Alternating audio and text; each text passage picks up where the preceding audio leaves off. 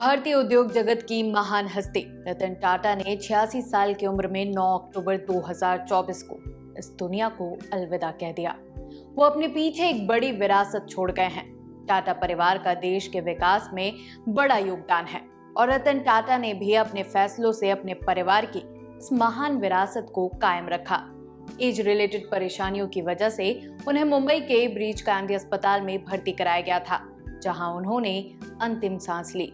उन्होंने समूह का हिस्सा होते हुए समूह को नई बुलंदियों तक पहुंचाया। साल 2000 में उन्हें भारत सरकार ने पद्म भूषण और साल 2008 में उन्हें पद्म विभूषण पुरस्कार से सम्मानित किया था। और उनके बिजनेस से जुड़ी तो सारी चीजें हम जानते ही होंगे, लेकिन उनके निजी जिंदगी की कई चीजें अब तक निजी है। तो चलिए भारत के रतन के बारे में कुछ अनकही चीजें हम आपको बताते हैं।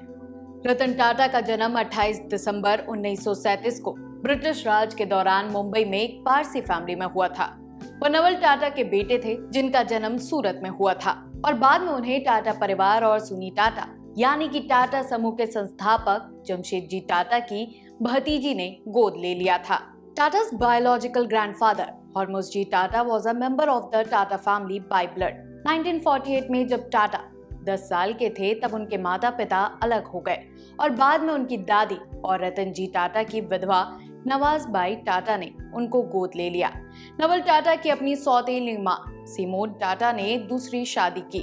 नवल टाटा की अपनी सौतेली माँ सिमोन टाटा से दूसरी शादी से उनका एक छोटा भाई जिमी टाटा और एक सौतेला भाई नोएल टाटा है। रतन टाटा ने एक बार 2020 में एक इंटरव्यू के दौरान अपने बचपन, माता पिता के तलाक, दादी और अपनी शादी को लेकर खुलकर बातें की थी, जिसमें उन्होंने कहा था कि मेरा बचपन खुशहाल था, लेकिन जैसे जैसे मैं और मेरा भाई बड़े हुए, हमने अपने माता पिता के तलाक के कारण काफी रैगिंग और व्यक्तिगत परेशानी का अनुभव किया, जो उन दिनों आज की तरह आम नहीं थी।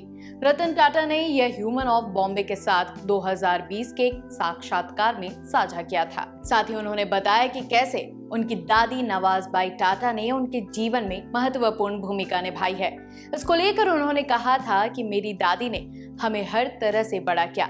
मेरी माँ के पूर्ण विवाह के कुछ ही समय बाद स्कूल में लड़कों ने हमारे बारे में लगातार और आक्रामक तरीके से हर तरह की बातें कहना शुरू कर दिया, लेकिन हमारी दादी ने हमें हर कीमत पर अपनी गरिमा बनाए रखना सिखाया। वो वैल्यू उनके साथ जिंदगी भर तक रहेंगी। वहीं बात करें उनके लव लाइफ को लेकर तो रतन टाटा ने 2011 में कहा था कि मैं 4 बार शादी करने के करीब पहुंचा, लेकिन हर बार डर के कारण या किसी न किसी कारण से मैं पीछे हट गया। लॉस एंजलिस में काम करते समय उन्हें एक लड़की से प्यार हो गया, लेकिन इंडो चाइना वॉर के कारण उन्हें भारत लौटना पड़ा। साथ ही उनके परिवार का एक सदस्य बीमार भी था और लड़की के माता पिता ने उसे भारत जाने की अनुमति नहीं दी, जिसके बाद रतन टाटा अपने दिल के खिलाफ जाकर शादी नहीं कर पाए। इधर कभी रतन टाटा के साथ अफेयर को लेकर सुर्खियों में रही एक्ट्रेस सिमी ग्रेवाल ने भी सोशल मीडिया पर एक पोस्ट शेयर करते हुए इंडस्ट्रियलिस्ट को याद किया। सिमी ने ट्विटर पर अपने show rendezvous with Simi Grewal से रतन टाटा के साथ वाली तस्वीर शेयर करते हुए लिखा, वो कहते हैं कि तुम चले गए, तुम्हारा नुकसान सहन करना बहुत मुश्किल है, बहुत ही मुश्किल। अलविदा मेरे दोस्त। Apart from businessman, kind person, dog lover, Ratan Tata was a movie lover as well. He once co-produced a film, Aetbar. The romantic psychological thriller was directed by Vikram Bhatt. With that, Amitabh Bachchan, John Abraham and Bipasha Basu acted in this film. Ratan Tata co-produced the film with Jatin Kumar. एतबार 1996 की Hollywood film fear से प्रेरित है। इसका निर्माण Tata BSS के banner तले किया गया था। फिल्म ने रोमांटिक जुनून की काली वास्तविकताओं को दिखाया है। हालांकि यह फिल्म बॉक्स ऑफिस पर दर्शकों को प्रभावित करने में असफल रही। इधर महीने दिनों पहले से ही चल रहे दिलजीत के कॉन्सर्ट को लेकर चल रहे हाइप के बीच जब पॉपुलर पंजाबी सिंगर दिलजीत दोसांझ बुधवार को जर्मनी में परफॉर्म कर रहे थे, उन्हें जैसे ही रतन टाटा के निधन की खबर मिली, उन्होंने अपना कॉन्सर्ट उसी टाइम रोक दिया और उन्हें श्रद्धांजलि देने के बाद उनके बारे में बातें करने लगे। रतन टाटा की लाइफ को इंस्पिरेशनल बताते हुए दिलजीत ने आगे कहा, मैंने आज तक उनके बारे में जितना पढ़ा सुना, मैंने कभी नहीं पाया कि उन्होंने किसी के बारे में भी बुरा बोला हो। अपनी लाइफ में उन्होंने हमेशा मेहनत की है, हार्ड वर्क किया है, अच्छे काम किए और लोगों के काम आए। यही लाइफ है यही जिंदगी है।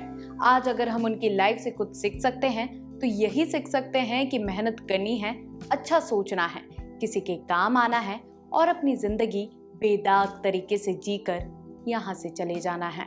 दिलजीत के अलावा पीएम नरेंद्र मोदी से लेकर मुकेश अंबानी के साथ सारे पॉलिटिशियन और सुपरस्टार सभी ने नम आंखों से रतन टाटा को श्रद्धांजलि दी। साथ ही उनके अंतिम यात्रा में सभी रिलीजन के लोग हजारों की तादाद में उन्हें श्रद्धांजलि देने के लिए पहुंचे।